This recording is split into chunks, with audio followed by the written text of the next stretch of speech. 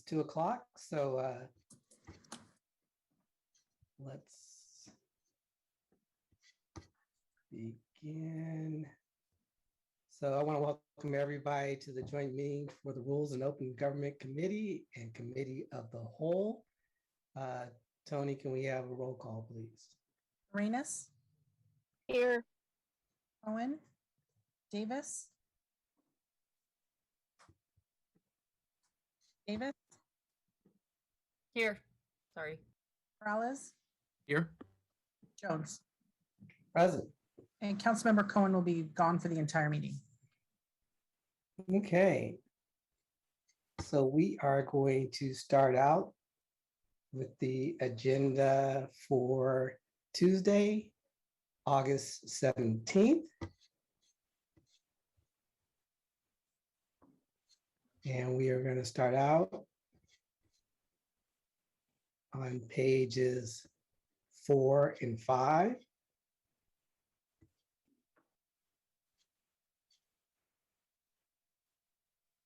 6 and 7.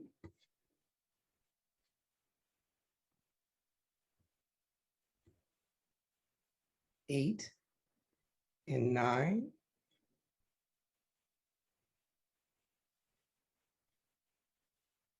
10 and 11. And page 12.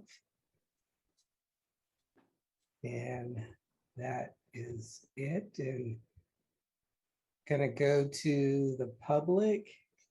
And Yeah, I just wanted to show the ad sheet real quick. thank you, Tony. Okay, I have no hands up from the public to speak on this item. Great. So bring it back to the committee. Move approval with the ad sheet. Thank you. Second. All right. It's been moved and seconded. Tony? Arenas? Yes. Davis? Yes. Morales? Yes. Jones? Yes. Thank you. All right. Next is the agenda for Tuesday, August 24th. And we're going to start out on pages 4 and 5.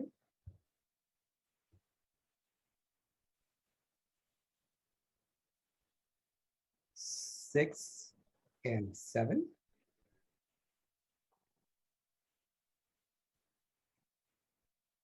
8 and 9.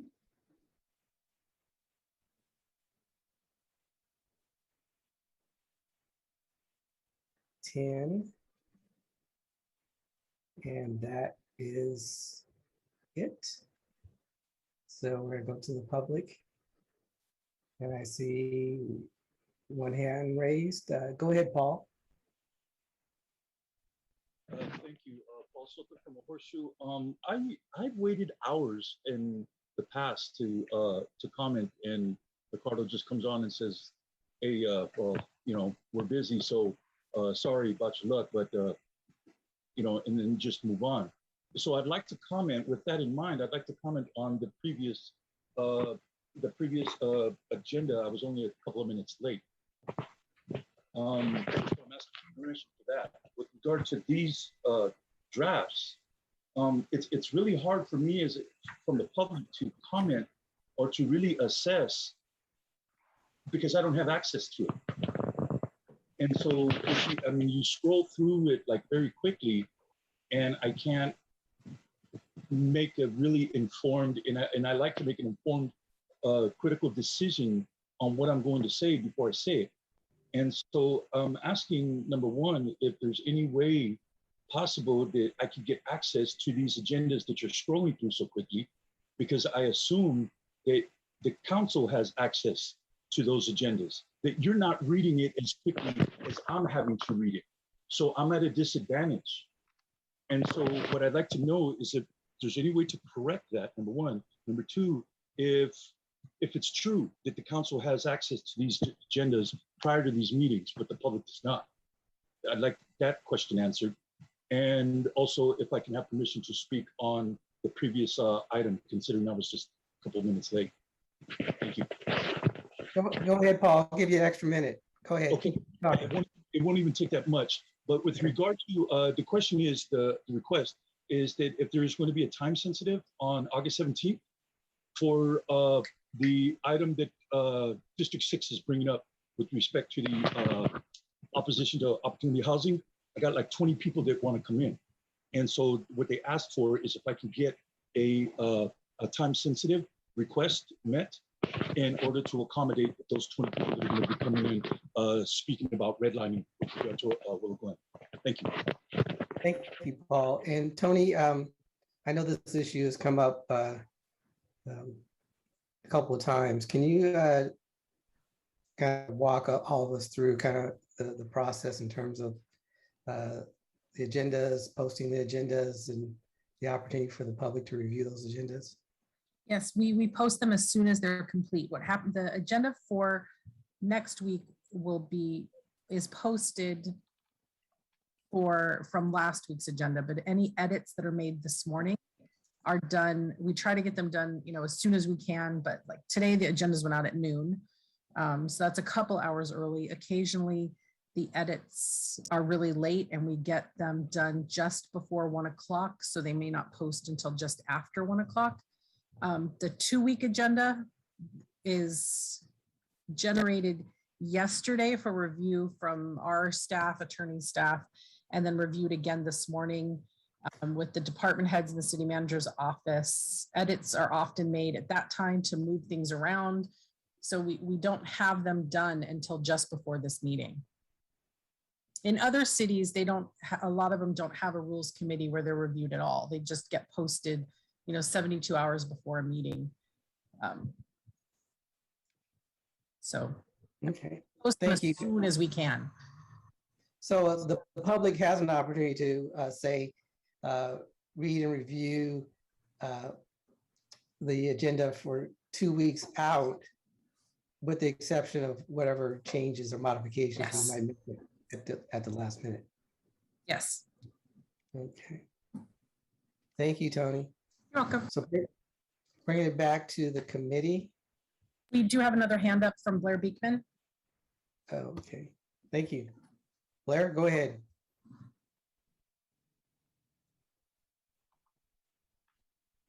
Hi.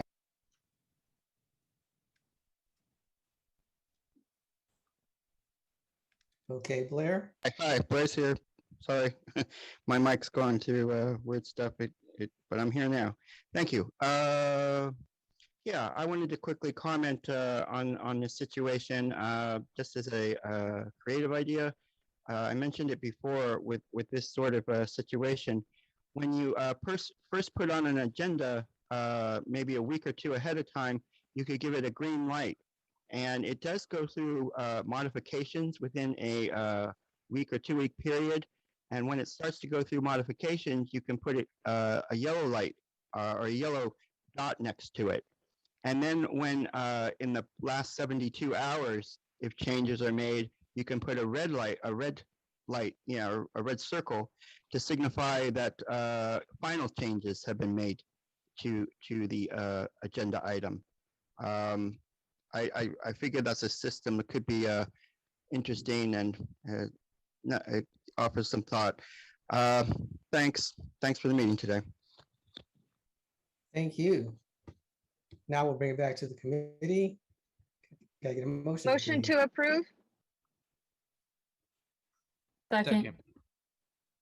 Great. We have a motion and a second. Tony? Arenas, Yes. Davis, Yes. Peralez, Yes. Jones. Yes. Thank you. Okay, on to the public record. And I'm gonna go to the public first, and we have a couple of speakers. Go ahead, Paul.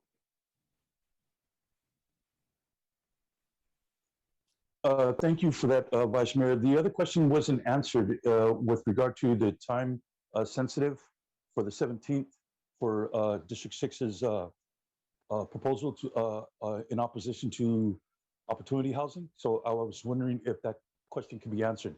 Is it time sensitive? If it is, what that time is? And if it's not, I'm making a formal request now, if we could please have that time sensitive to like maybe in the afternoon. Okay, with respect to the public record, I'd really like to like for there to be a conversation around these memos that, I mean, these letters that Blair Beekman is submitting. These are very well thought out letters talking about surveillance and talking about the collection of data. To think that Google is just going to come in and no, we're not going to be surveilling the area. We're not going to be collecting all of this data. We're not going to put like a net over the city and collect as much as we can on people's behaviors, thoughts, what time they go to the bathroom. I mean, the phones are on all the time. I mean, haven't you noticed that when you, like say for instance, you're just having a conversation with somebody, right? And then all of a sudden you're scrolling through Facebook or you're going here, that all of a sudden things that are, I mean, accurately assessing or giving like a judgment on what it is that you were just talking about, those start coming up. So that means the mics are on all the time, you know, and so we're already being monitored on that level. Now, if that doesn't give cause for caution and pause, then it means that you're not really paying attention. People like Blair are paying attention. And so I would really like to have some kind of standardized position that the city is going to take in order to give the consumers and residents protections against surveillance like that. Thank you. Thanks, Paul. Blair? Hi, thank you. Thanks a lot for Paul's words. You know, I think we're living in a time that we're really supposed to be apathetic towards what our surveillance is and what our technology is all around us.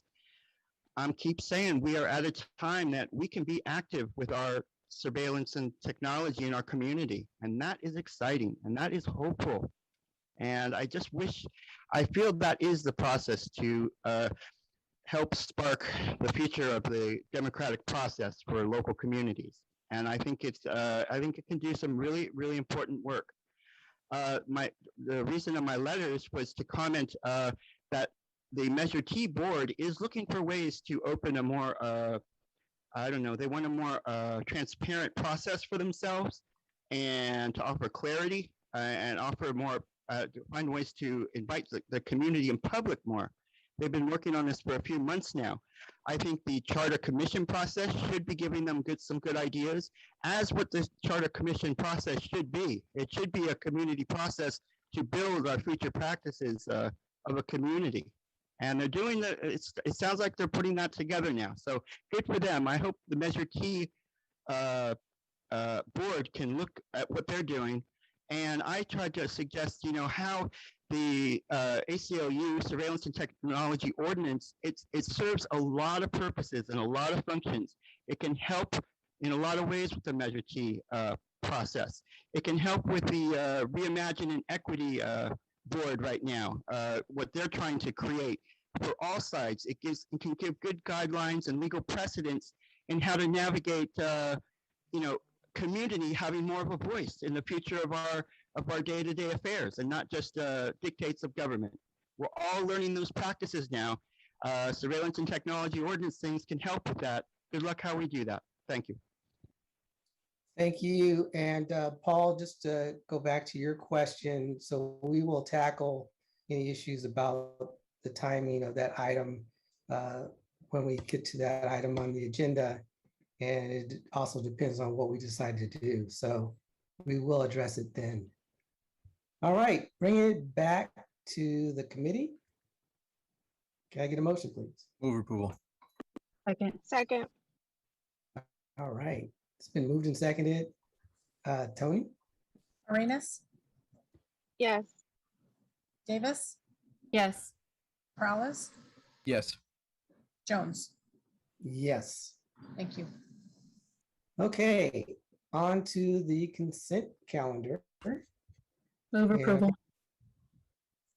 All right, can I get a second? Second. Thank you. Looking at the see if there's any public comments. I don't see any, so bringing it back to the committee. And Tony, go ahead and roll call, Arenas? please. Arenas, Yes. Davis, Yes. Morales, Yes. Jones. Yes. Thank you. Okay, next item is proposed SB9 and SB10 preserving local control. And trying to gauge the number of speakers that we have on this item.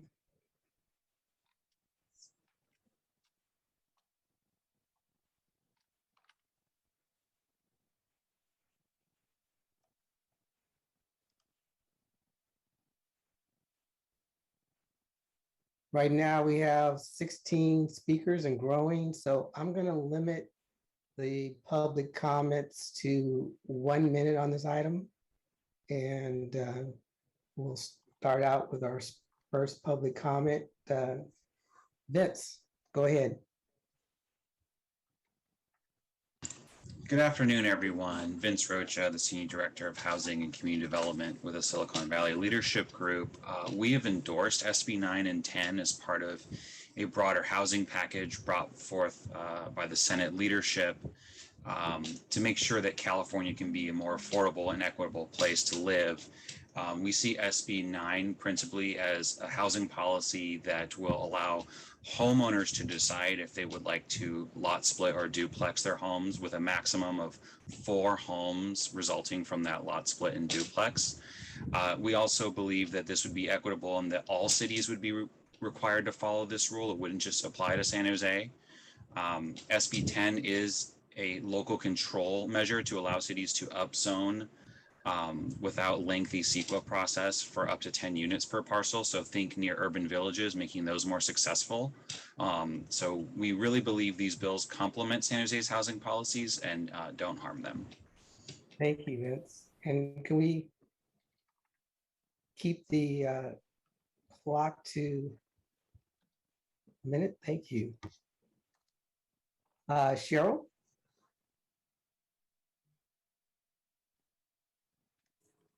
Hi, this is Cheryl. Can you hear me? Loud and clear. Okay, good. Yes, I live in District 3, and it's my hope and expectation that this memo will have unanimous support from all members of the Rules and Governance Committee today, and from Mayor Liccardo and every member of the City Council next week. It's inconceivable that any elected representative of San Jose would be willing to passively sit by and allow the state of California to dictate where we build housing and what types of housing we build. At the very least, residents deserve to know where their council members stand on local control. Please send this to the City Council. Thank you. Thank you. Brian? Hello, thanks for letting me speak. For the record, my name is Brian Prescott. I live in downtown San Jose, and I respectfully urge you to vote no on this item and to decline to take a position on SB9 and 10.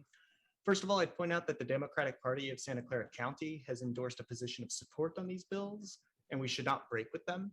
Affordable housing is a matter of statewide concern, and we should be standing with our colleagues and certainly not standing against them. Also, there's misinformation in the memo proposing this motion. So SB9 would not allow 8 units that on lots that currently allow 1. At most, it would be allowing 4 where we currently allow 3. And that kind of fear, uncertainty, and doubt should not be the business of this committee. SB10 is actually a great fit for our current general plan because it would make it easier for us to upzone near transit, which is like our favorite thing to do. So it's pro-transit urban villages. As a resident of San Jose, I support these bills. I urge you to vote no on this motion. Thank you. Thank you. Kelly?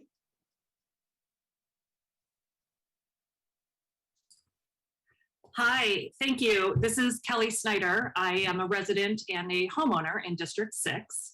I agree with the previous speaker. I think that Councilmember Davis's memo not only has a lot of wrong aspects to it, but it is intentionally using alarmist and misleading language. Using a word like strangling or murky in a policy discussion is really offensive. full stop. It's our moral obligation to prioritize responses to things that threaten our lives, like police brutality or domestic violence. And that's totally different from a months and years long engagement to try and change some restrictive zoning policies. So I think that's misleading. I strongly support SB9 and SB10. I'm a homeowner in San Jose, and I encourage the council not to take this up and to deny the chance for this to go to council for a full discussion. Thank you. Thank you. Suzanne?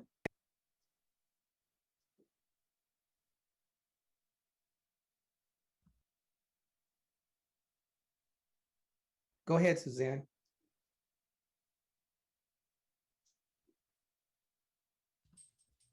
Can you hear me? Yes. Okay, I unmuted twice and I guess it didn't work. My name's Suzanne Maroney. I live in District 3. I'm a homeowner. I've lived here all my life. And I completely support this memo. I am so opposed to SB9 and 10. I want local control. What decisions we make about our housing should be on the city level, not on the state level. And 100% support this memo. Thank you. Thank you. Lania?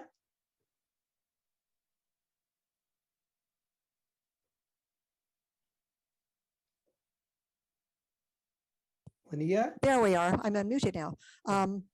Linnea Hagan, I live downtown. Frankly, I'm really upset that the state legislature is on the brink of passing this legislation that completely removes our city's ability to set its own zoning and land use policies. I implore you who are on this council or on this committee to vote yes and share that view. As a San Jose resident, I expect my elected city representatives and fellow residents to be able to set our own local policies for our city. As elected officials, please do not give your policymaking responsibilities to reps from San Francisco, Los Angeles, Orange County, and far beyond who have no knowledge of San Jose and its unique needs. Thank you so much for listening. Thank you. Isa?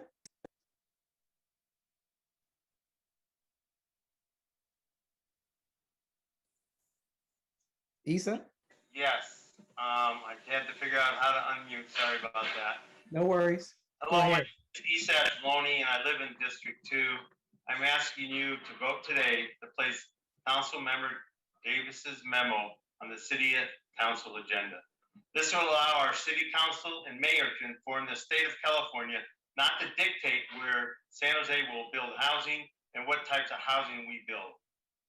At the very least, residents deserve to know where their council member stands on local control. Again, I'm urging you to please send this to the City Council. We deserve to know what our council members are thinking. Thank you very much. Thank you. Paul?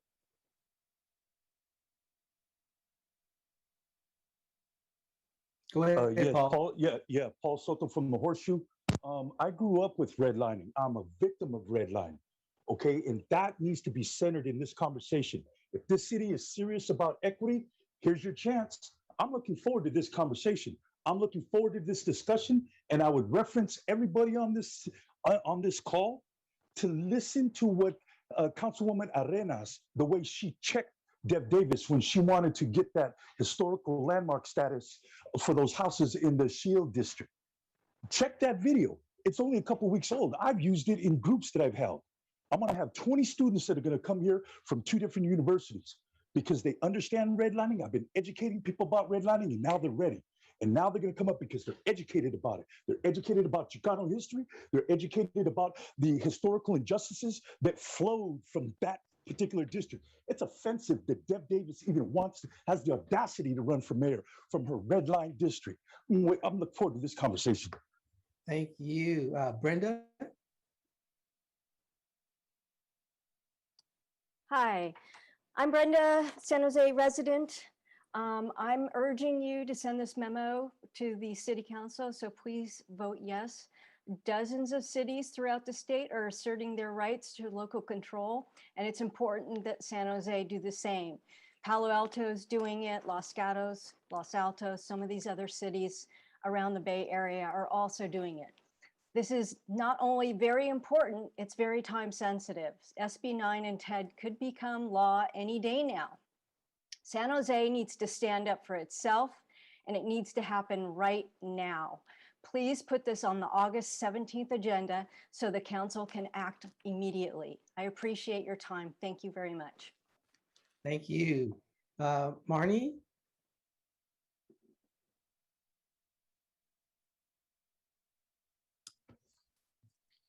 Hello, Okay. can you hear me? Loud and clear. Good. The two bills that Dev's memo mentions, SB9 and SB10, have nothing to do with affordable housing. They would build more market rate housing. Please vote yes to send this memo to the council and let your constituents know how you feel about losing local control to the state. Thank you very much. Thank you. Bud?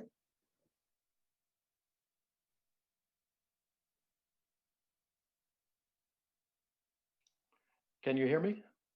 Loud and clear. Hi, my name is Bud Noren and I live in District 3. I support Deb Davis' memorandum in opposition to Senate Bills 9 and 10. I'm aware of San Jose's acute need for affordable housing, but I don't believe these bills will result in additional housing that will be affordable. Developers will seize the lowest hanging fruit, meaning the least expensive housing in San Jose, which is currently occupied by low-income occupants. And then without any constraints, I think what they'll build will be a complex of market rate housing. There's nothing in these bills that require the new construction to be affordable. So why would they build anything other than high rent units that create the most profit? So the end result would be the displacement of lower income people with more housing available for higher income tech workers. The actual outcome of these bills could actually be the opposite of what is intended. And the city of Vancouver, British Columbia has already found that out. Thank you. Thanks for listening. Thank you. George? Sorry, Georgie? Hi, my name is Georgie Huff and I live in District 3. I strongly support Councilmember Davis's memo because I am strongly opposed to SB9 and 10. Both bills will eliminate local land use decisions and put those decisions in the hands of Sacramento politicians who don't represent me nor any of the San Jose residents. Thank you. Sandra?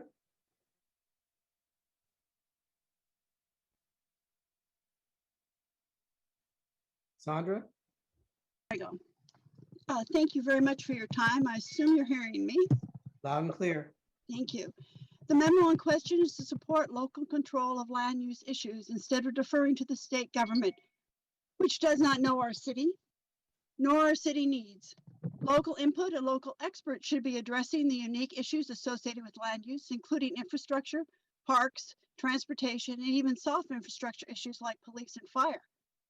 This is not an affordable housing issue. None of the bills noted provide true affordable housing. They provide only market rate housing. You as council members should be addressing local issues. Land use is a local issue. I expect you to protect your responsibilities and our rights by forwarding this memo to the council for decision. Please send to the council. Thank you. Thank you. Blair? Hi, Blair Beekman here. Just a reminder in the importance of mixed income housing ideas, not mixed use ideas, but mixed income housing. These are ideas that the MTC is working on for this next decade.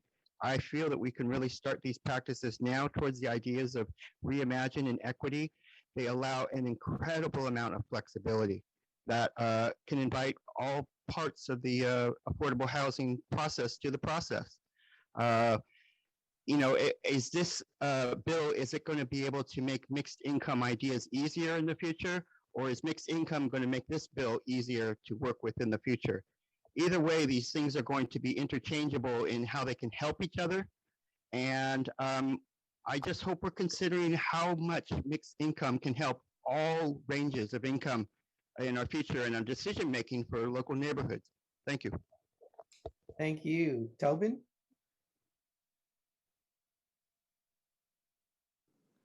Hi, thank you very much. I'm calling to support Councilmember Davis's memo and request that you place it on the council agenda next week. A year ago, the City Council voted unanimously to establish a charter review commission to examine potential reforms that might improve accountability, representation, and inclusion at City Hall. Now, this memo doesn't require charter amendments, but very much conforms to the spirit and the intent of the formation of the Charter Review Commission. We cannot have accountability, representation, and inclusion in San Jose regarding land use policies if we turn those decisions over to politicians in Sacramento who don't represent the city and us. So for the same reasons that the council voted unanimously to explore reforms of the city charter, they should have the opportunity to weigh in on this very important memo. There's no reason at all why this shouldn't go to the council unanimously. They deserve an opportunity to go on the record on this matter. Thank you very much. Thank you. Roberta?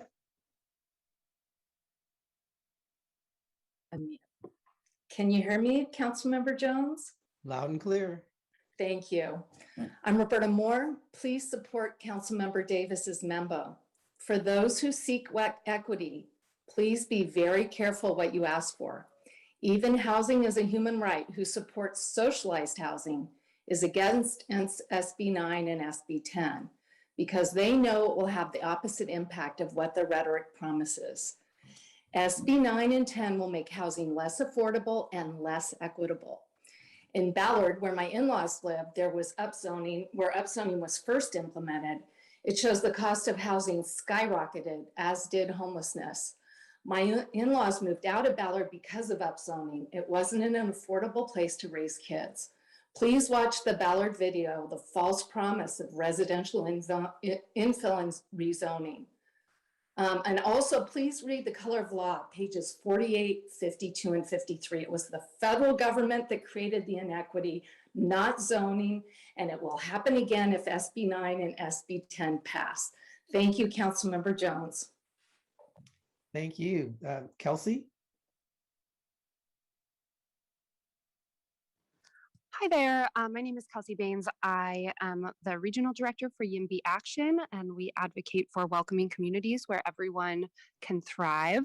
And I would urge you to please not move forward with this alarmist and factually incorrect memo, which I think would honestly be an embarrassment for San Jose if you sent this to the state legislature, because it is so disconnected from what the bills actually do and say.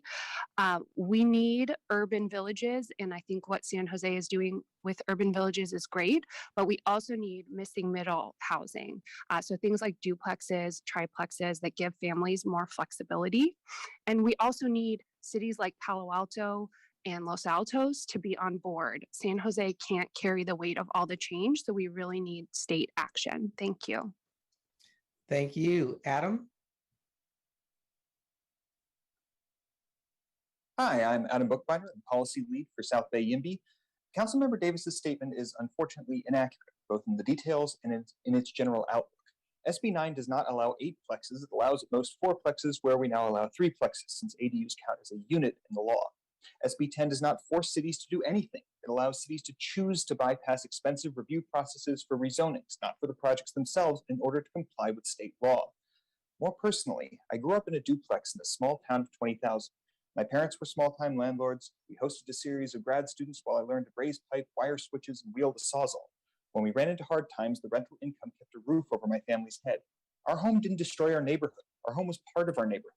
My family and our tenants would have been far worse off if our city had banned duplexes, insisting on only single-family homes, which require no level of affordability and no environmental review. We have an affordability crisis, a climate crisis, and homelessness crisis. Continuing to enforce a shortage of homes and force people to commute from the fire zone instead of is housing injustice and it's climate arson. I urge the committee to reject this resolution. It's factually inaccurate and morally wrong. Thank you. Thank you, Adam. Thank you. Corey? Hi, this is Corey Wolbach from Silicon Valley at Home Action Fund. Thank you, Chair Jones, Vice Chair Perales, and other members and staff for letting us have an opportunity to speak on this item. We want to point out that just less than 24 hours the council affirmed its housing work plan, which includes, I quote, advocate for state legislation that supports housing development. SB9 and SB10 are exactly that kind of legislation. SB10, as others have pointed out, only gives you an option. It makes your life a little easier if you decide in some places you want to allow a little bit more housing. SB9 does something that San Jose needs. It puts a little bit of pressure on other cities. It says that, yes, you could have 4 units where we now allow 3, as others have pointed out, because San Jose cannot do this all on its own. Thank you very much. Thank you. Bart? Hello, can you hear me? Loud and clear. My name is Bart Narter. I'm a resident of Nagley Park, and my representative is Mr. Perales. Hello.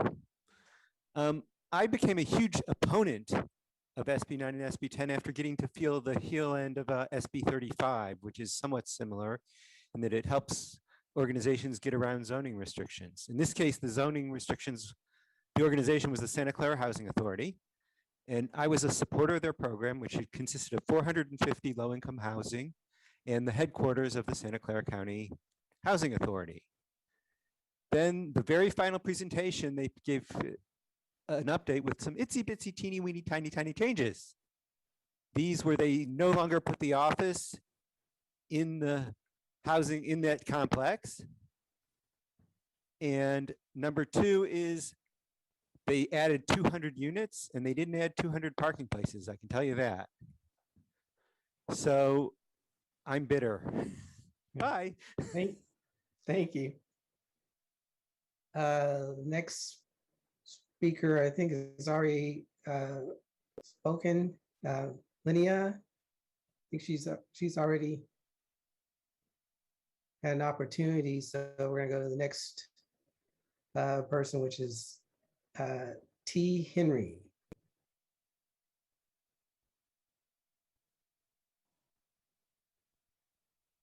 Go ahead.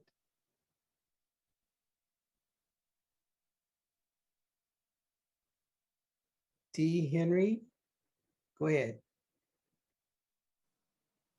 Hello? Yes. You can hear me? Okay. Loud and clear.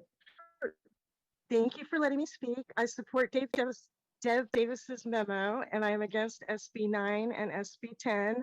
I do not believe these bills require new construction of affordable housing. And after speaking with some of our legislators, I don't believe that they have done research themselves on reviewing the whole SB9 and SB10, and they're leaving it up to analysts that are not familiar with the terms or the legislation put before them. Thank you. Thank you. Matthew?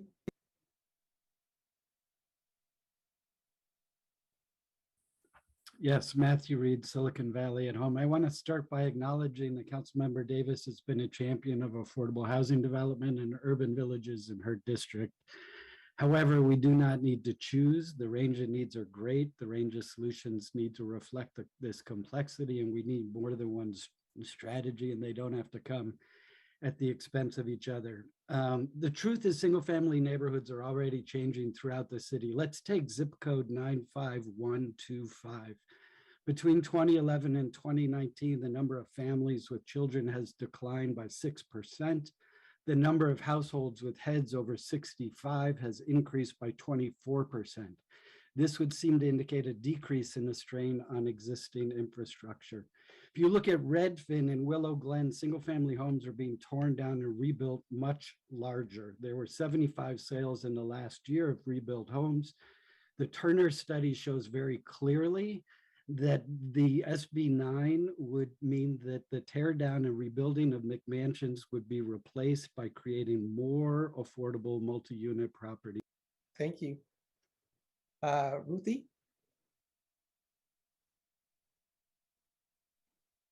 Yes, good afternoon. My name is Ruth Callahan, and I am outraged that our state legislature is on the brink of passing legislation that completely removes our city's ability to set its own zoning and land use policies.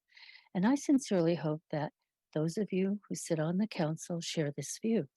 As a San Jose resident since 1974 and a homeowner since 1979, I have seen San Jose leaders make many missteps in the governance of our great city, but this, I believe, is the most egregious to date. I expect my elected representatives and fellow residents to set local policies affecting my city. My elected officials representing San Jose, please do not cede your policy-making responsibilities to Sacramento. I support Dev's resolution, and it should go before the council. Thank you for this time. Thank you. So before I bring it back to the committee, I wanted to ask a process question to Lee. Lee, what's the normal process when we have an item like this that comes before us? Thank you, Vice Mayor. Lee Wilcox, Deputy City Manager. Legislative referrals come in from a variety of standpoints, whether council direction from the full council or through the Rules Committee. Typically, when they do come in from a council member, the direction is to analyze the piece of legislation and bring forth any analysis that's available from the state legislature themselves or city staff with a recommendation on a position for that piece of legislation.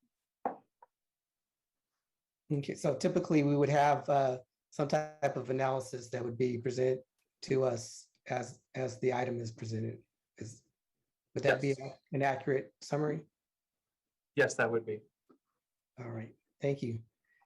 So I'm bringing it back to the committee, and Councilmember Perales is first. So go ahead. I'll defer to Councilmember Davis to go first. I'll go second. I know she issued the memo. So. All right, Councilmember Davis. Thank you, Vice Mayor, and thank you, Councilmember Perales. Appreciate that. I guess I can defer to Alexandria if you want to give us a summary of SB9 and SB10. I also have a summary available if you're not ready to do that. I see Alexandria is on. Hello. Hi, Council. Thank you, Councilmember Davis. So I believe, as Lee mentioned, that the actual analysis and summary from staff would actually come if the bill moves forward or the items move forward to council. So we would provide that then. Okay. So SB9 is Atkins bill. It's called Housing Development Approvals. It's currently in Assembly Appropriations according to LegInfo today. It allows for building a duplex on any single family zoned site, and it also allows for lot splits on single family zoned parcels without review. So that means by right, and allowing the demolition of the current home in most cases. It prohibits the imposition of setback requirements other than setting a maximum of up to 4 feet from the side and rear lot lines. SB10 is Wiener's bill. It's called Planning and Zoning, Housing Development Density. It is currently on the assembly floor. Obviously, the legislature's in a break until next Monday, but that bill allows for a rezoning of up to 10 units per parcel in transit-rich or urban infill areas without review. Again, that is by right, and prohibits any downzoning of these sites. I do want to thank everyone who came out and spoke either for or against this memo.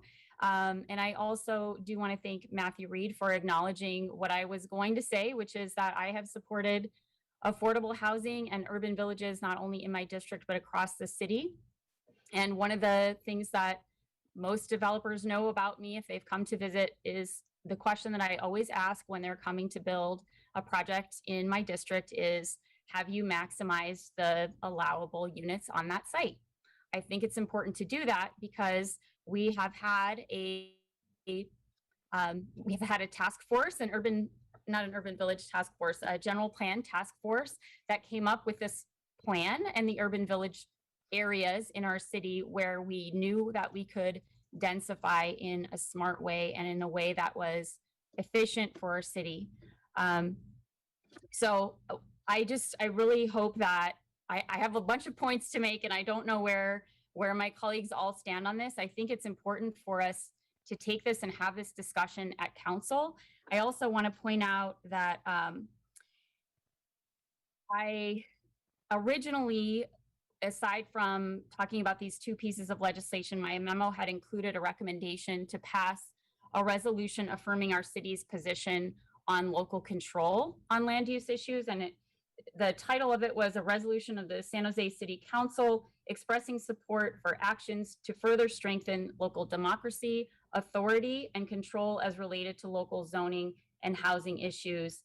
And it's basically to say that the legislature has passed a multitude of bills in recent years and hasn't given any of them time to work before going on to the next session and continuing to pass more. And I just think it's important for us to give time for recent policies such as our ADU changes to see how they impact our neighborhoods. A couple of other points. I have a concern about upzoning being irreversible. It takes away our local control if the impact is not what we thought it would be. For example, if there's infrastructure pressure that we're not anticipating, or if the negatives end up outweighing the positives. We have evidence from Vancouver. There's a planner there who actually was part of the change to upzone Vancouver many years ago, who finds now that upzoning actually doesn't make housing more affordable there. You get more housing, but it doesn't lower the per square foot cost. And I've actually seen that on my own block. A few years ago, there was a small house on a big lot. It got sold by the family, and the lot was split into two, and two much bigger, much newer houses were built on those lots, and they are more expensive than the smaller homes that exist in my neighborhood in the other parts of the same block. And we also lost a lot of mature trees to build those large homes. They're both larger in footprint and larger in scale, so they're taller than most of the other homes on the block. So I've seen it on my own street, what happens, and it hasn't created more affordable housing in the way that it's happened in the past. The other thing I want to point out is that one of the things that this does is it takes away the community voice in the process. And some people will say that's a good thing because the community just holds up the process. It's time consuming and it's really frustrating. And that can all be true, actually. The community input process can be very time consuming, and sometimes it can be very frustrating. But I also have neighbors in other parts of my district where there is by right allowed building up to 35 feet because we have that ability to do it citywide on any single family home parcel. But their street is all small homes that are one level, and a small developer comes in, an infill developer comes in, demolishes the small home and builds a much taller, much larger home in its place and takes up all of the allowable square footage and using the maximum or the minimum setbacks that are allowed. And the neighbors have no input and they have no recourse, and they come to me and they ask, what can we do? And the answer is, unfortunately, there's nothing that we can do because we don't have standards for maintaining that neighborhood feel. And when I'm talking about neighborhood feel, I'm only talking about the architectural integrity of it, not anything else. I also want to point out, I know there's some concern about dismantling redlining. Dismantling redlining has already been done at the federal level. Dismantling the impacts of redlining and building wealth for people of color is something that definitely has not been done. And I don't have any confidence that these bills will do that. I'm concerned about that. I think and I've talked about this before, wanting to build wealth for people of color and having home ownership be part of that. I don't see that this is something that is going to accomplish that. So what I would say to my colleagues, regardless of what you think about our local opportunity housing proposal that is supposed to be coming to us, this is the state doing something that we haven't had a chance to vet or talk about or even determine if it's right for our city or how we might do it better in our own city. So I hope that you will, someone will second my motion, and I'm happy to set a time certain for maybe 4 o'clock in the afternoon. Does that sound good, Lee? Happy to set a time certain for 4 o'clock in the afternoon for this item for next Tuesday. So I would move approval of this. And again, approval is to place the item on the council agenda. Thank you. Okay, thank you, Councilmember Davis. I don't hear a second to the motion, so we're going to move to Councilmember Perales. Go ahead, Councilmember. Thank you. But I know that, so the motion will fail and it won't make it forwards, but I'll make some remarks just in regards to why I don't necessarily support the opposition of Senate Bill 9 and Senate Bill 10, and wanted to say thank you as well to the speakers for coming forward. This is certainly a contentious item or items, and I've heard from a number of community members over the summer months. And quite frankly, these bills were orchestrated through a number of amendments over the years. And as we know, with Senate Bill 10, actually on multiple iterations that has gone through now over the years.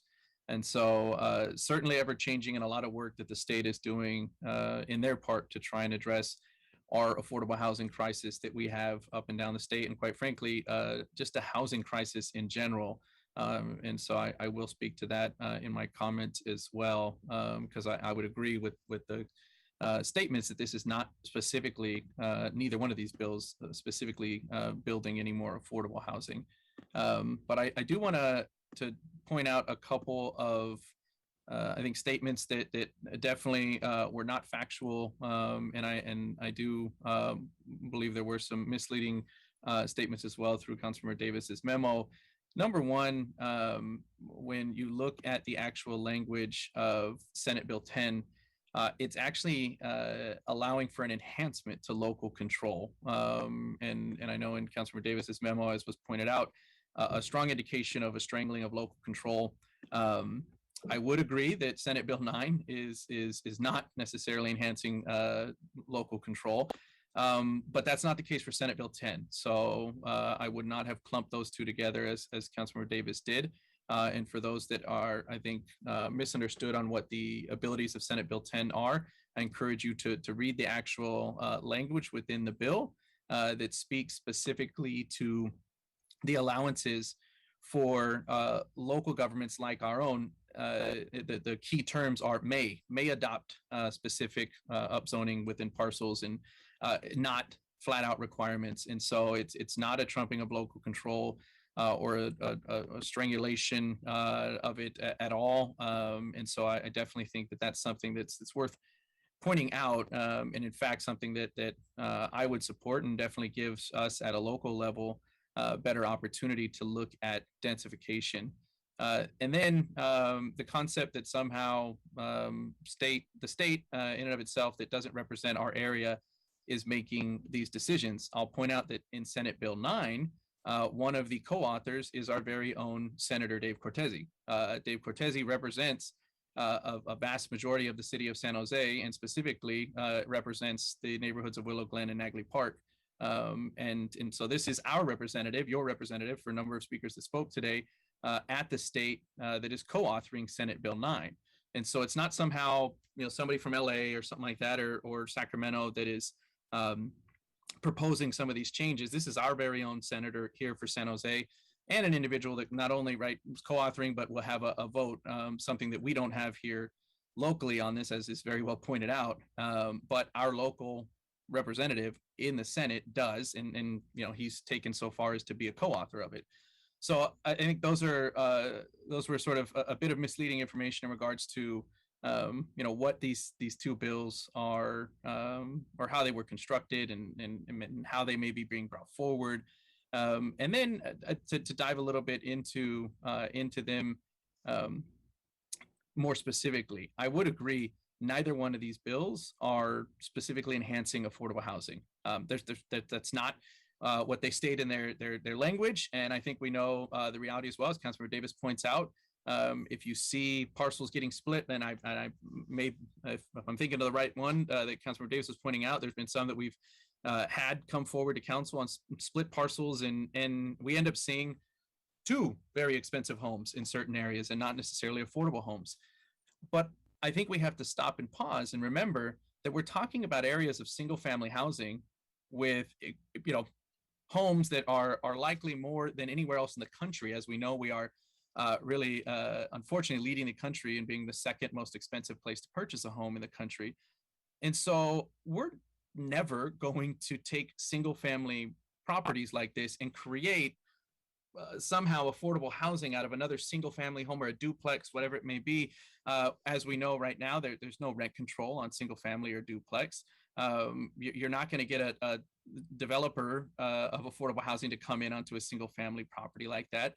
And so the best that we can honestly get out of some of these single family properties and single family lots is more homes, which we know we need as well. We know we need not just more affordable housing, but we need more housing in general. And that has come across the board from all affordable housing and market rate developers that lobby us all the time, that recognize that we also just need more housing.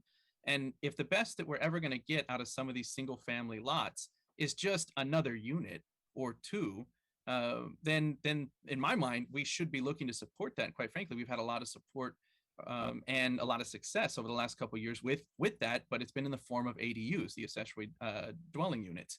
And so I think I'm very cognizant of that these are not necessarily affordable housing bills. They are housing bills. They are about housing supply and production, and looking at areas where, again, with Senate Bill 10, with local control and enhanced local control, we can take a look at, and I think it actually does complement our urban village plans, and look at how we can densify in some of those areas. And then Senate Bill 9, giving an opportunity in some of these areas where we would maybe never have affordable housing, but at least we can get a growth of housing. And I do believe the language was a bit alarmist in regards to the densest scenario, as Councilmember Davis pointed out, a total of 8 units constructed through a split lot. When you actually look at the realities of Senate Bill 9 and the opportunities, we're talking about much more reasonable density and growth in some of these areas. And what I really appreciate, because I do respect some of these communities that have concerns like our historically designated neighborhoods. Senate Bill 9 speaks to specifically the preservation of those historic neighborhoods, and as well maintaining the maintenance of the local zoning and specifically design standards, so that we're not looking at something that's a completely sore thumb or out of character for a community. Those are all incorporated into that because I think it was well thought out. And again, that's I think a big reason as to why it's supported by our local senator as well. So I think that these are moving forward, as you heard from a lot of our public speakers, regardless of our opinion here at the council, and it is a bit late as well. I think that at the moment we're best to allow the state to make that decision. I've chimed in personally here. I'm willing to do so, and I think if this came forward, if anything, I'd be asking that we lend our support on both of these bills. But at the moment, I'm happy as the motion is not going to move forward, and we will simply remain mute on the point. Thanks. Thank you, Councilmember Arenas. Thank you, Vice Mayor. And I just wanted to clarify. I guess maybe I thought I heard a second. There isn't a second on the floor. No. No. Okay. Well, I'll just keep this short because I don't want to draw this out any longer than what it has to. I'm also of the idea that Senate Bill 9 and 10 are, just one of the tools, part of the tools that are in this package, the Senate housing package to solve the housing crisis that we have here in California. And there's so many folks who are leaving our area, specifically around San Francisco and in some of the major cities up and down California, because we're just not affordable. And we have been seeing this exodus of families long before the pandemic, shortly after the recession. And as a school board member, I saw, I think in my first year, there's about 1,200 students that we'd lost. And then from thereafter, there was 500 students, almost 500 students every year.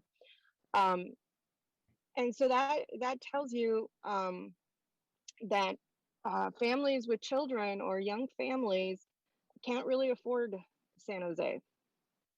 And it's really a shame. One of the ways that we can allow for them to continue to be part of San Jose is only to work here.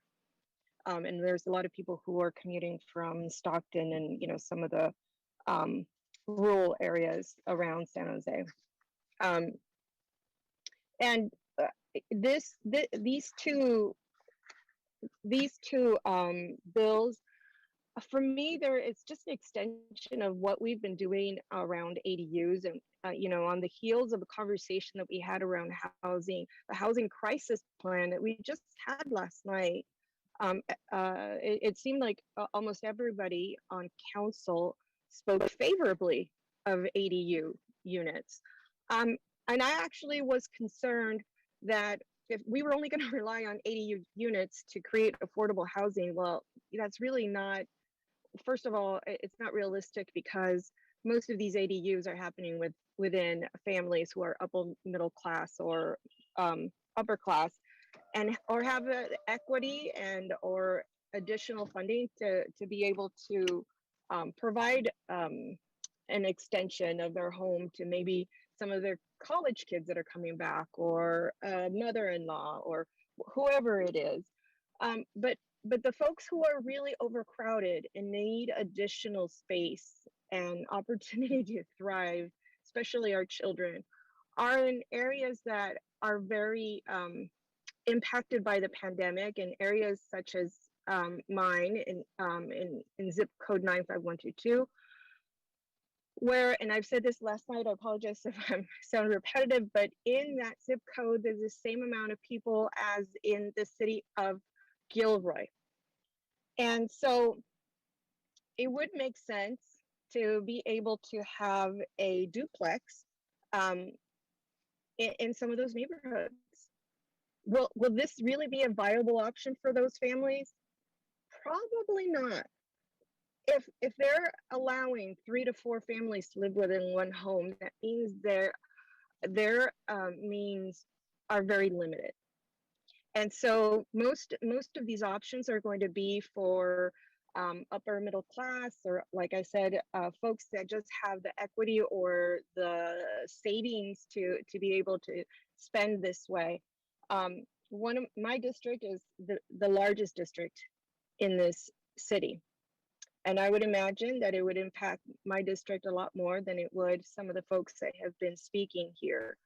Because our lots are huge. We are probably 3 times as large as the downtown or District 6 or District 5. Yet the people who are coming forward to speaking about this are concerned, I think, for the wrong reasons. And when we say ADUs, we think about, well, somebody within our family moving in. When we talk about duplex, we think about maybe somebody of lesser means coming into our neighborhoods. And so I think this is thinly veiled to really continue to exclude families with lower means, that are lower income. And this is about time that we create and embrace all families, because we're losing them. And some of the districts that were represented in the opposition or the support of this memo are in areas of a lot of exclusivity. And it seems to me that they want to continue that exclusivity. If you were in support of ADUs, you're basically in support of duplexes. I have duplexes in my district that look, that you couldn't tell that they're a duplex. They're just absolutely beautiful. This is the new idea of a duplex. Anyways, the last thing I'll say is that SB10 also has a superseding if the ordinance supersedes any zoning restriction established by a local voter initiative. The ordinance shall only take effect if adopted by a 2/3 vote of members of the legislative body. I believe I saw the same in SB9. And so really it's misconstrued as lack of or taking away local control, because this is absolutely local control in terms of whether we want to continue to have this in our city. I'll end there, and I just hope that we can continue to have a lot of the tools in our toolbox to answer the call of this housing crisis. In our housing crisis plan last night, we talked about effective strategies and analyzing those. But we're in kind of a doom and gloom stage. We saw our numbers, and market rate housing is up, yet affordable housing construction and projects that are in the pipeline are very few. So I think what we need to do is really focus on what's important, and that's creating more affordable housing for our young families, for our struggling teachers and our struggling police officers and our essential service workers, everyone. So I would have, if this memo would have moved forward, or if there was a motion on the floor, I would have opposed it. I guess it's obvious within my speaking points that that's what I would have done. I think that some of the voters asked for transparency, and I'm been absolutely transparent of my position in terms of this housing crisis. So we should take all solutions and make sure that everybody can continue to live in San Jose and really reduce this exclusivity of some of these neighborhoods, so that all of our children can thrive with schools that are award-winning and are only eligible to some of the homeowners in those areas. Thank you, Vice Mayor. Thank you, Councilmember Davis. Thank you. I just want to set the record straight on a couple of things. First of all, I want to point out to everyone that although this item did not get a second, the assertion that this will not build more affordable housing was shared by all of my colleagues who spoke. In terms of how you get to 8 units, there could be multiple lot splits if the lot itself did not get down to 1,200 square feet in size. So you can get to 8 units. And I was actually trying to be not alarmist, but be realistic about what the possibilities were. I think it could actually be more. And then in terms of exclusivity, I just want to point out that to my knowledge, District 6 has no gated communities, but I believe that D8 has 2 gated communities. And so those gated communities, I don't think would be impacted by this, because I don't think they're able to be split because they already have covenants along with their gated communities. So that might be why you didn't hear from people in District 8. Thank you. Thank you. I just want to go on the record. I didn't make a second because I'm focusing on the process. As was stated by Lee, we have a process that we go through when these items come up, and we have a trained and professional staff that reviews these items, makes recommendations. And I know that in the past, we've fast-tracked some of these issues, but those were connected with an emergency situation or urgent situation. These 2 bills have been around for a while, so it's not a situation where there's an emergency where we have to make an immediate decision. So that was the reason why I didn't, again, pick the second, or am supporting this, because I want to go through that process. And it's not a process to delay anything or create obstacles, but as a council, as an elected body, we make much better decisions and much more thoughtful decisions when we go through a process and have all the information, have all the facts, and are able to make an intelligent decision. So that was my rationale. I want to say to the public, though, that I'm looking forward to a very robust and engaged community process to really bring up all the issues around opportunity housing. You know, I know that for a fact that I'm going to hear from my community in D1, and I'm probably going to hear from our residents from other council districts as well. And I'm looking forward to that process so that when the item comes to council, that we, again, can make a thoughtful and well-informed decision. So there's nothing else on that item. And we didn't get a second on the motion. So we are going to go to the next item on the agenda, which is the Neighborhood Services and Education Committee Work Plan. And we have one public speaker. Go ahead, Paul.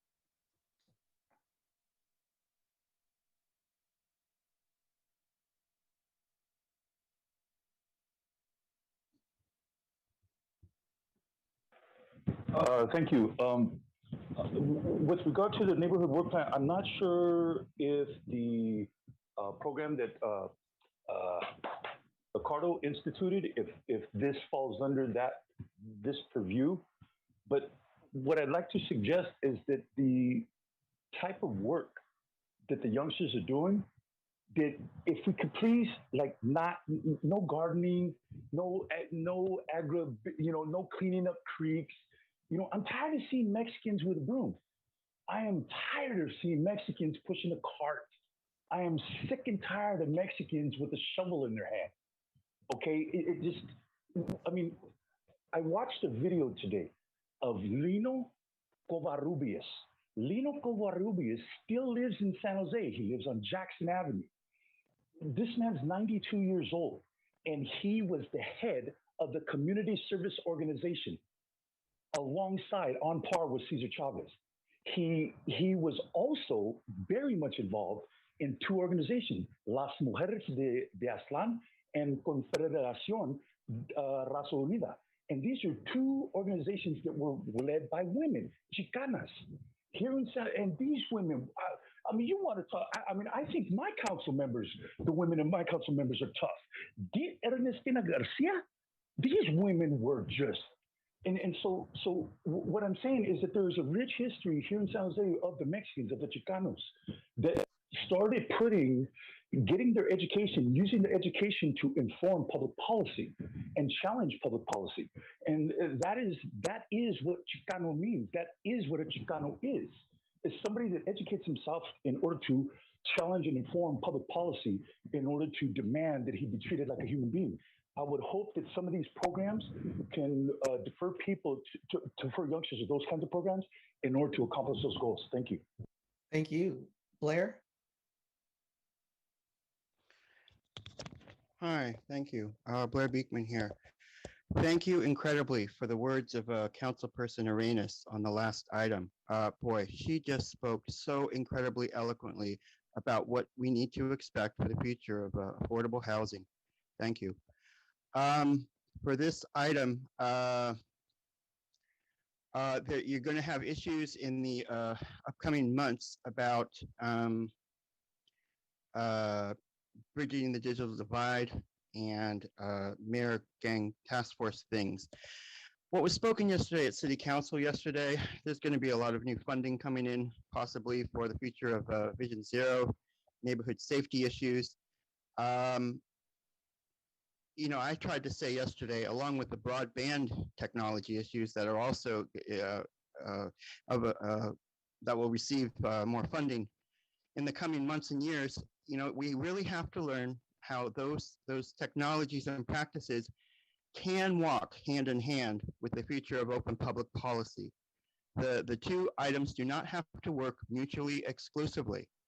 I think we tend to feel and work that way and not want to talk about open public policies when we consider the future of technology and neighborhood safety. We're in a new era where we can, and that is, I think, how to develop our sustainability practices, our open community practices, and just good neighbor practices. It builds our community future. It doesn't take away from it.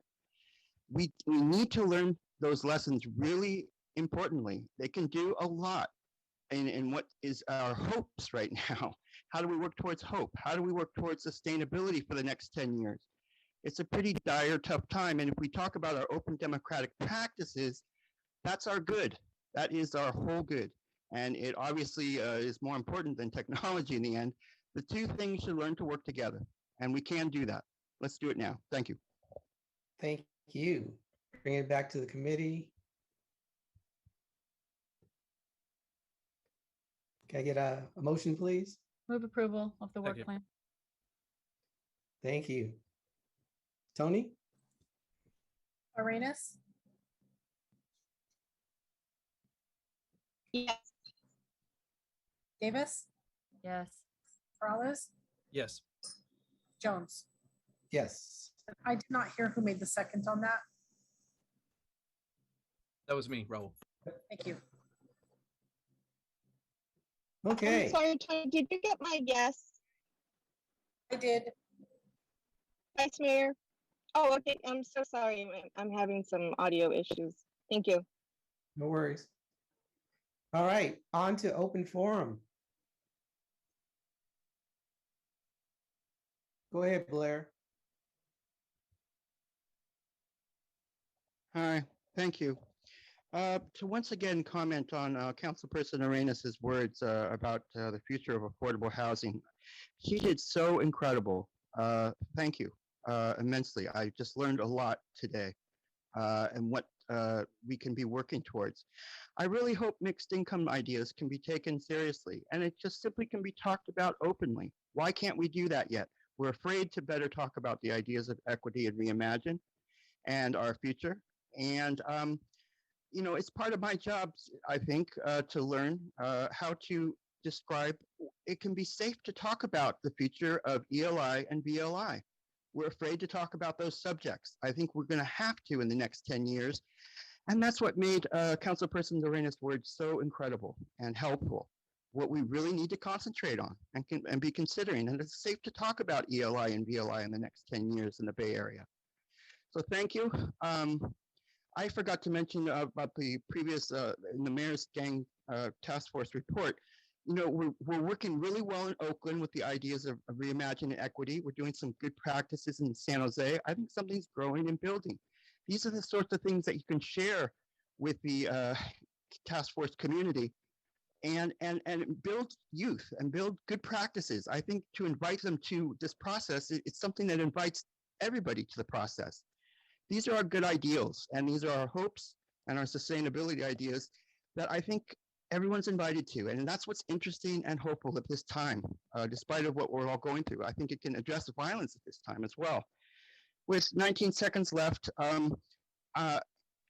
to talk about the future of technology, it can be an active process. We can do these things now and be on the move now on how privacy can be a third leg in the stool of what can be considered innovation. It has to be considered a part of that. And with that, it allows good practices. Thanks. Thank you, Blair.